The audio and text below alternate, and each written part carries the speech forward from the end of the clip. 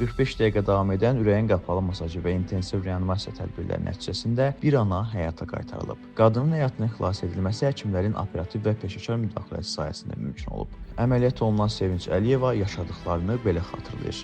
Hötküsəmdə daş var idi, əməliyyata getmişdim. Əməliyyat olundum, 5 gün yatdım xəstəxanada, səhəri günü çıxacaqdım.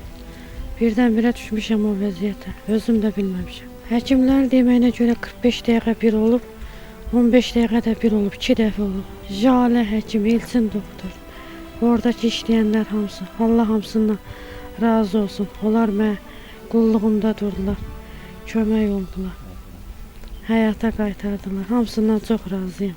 Xəstənin anası Zivər Məmmədova da övladının sağ-salamat ailəsinin yanına dönməsini sevinç dolu hisslərlə danışır. Apardıq onu, əməliyyat elədilər. Əməliyyatdan sonra da yaxşı oldu, özünə gəldi. Göydə Allah yerdə balamızı həkimlərin sayəsində bizə qaytardılar.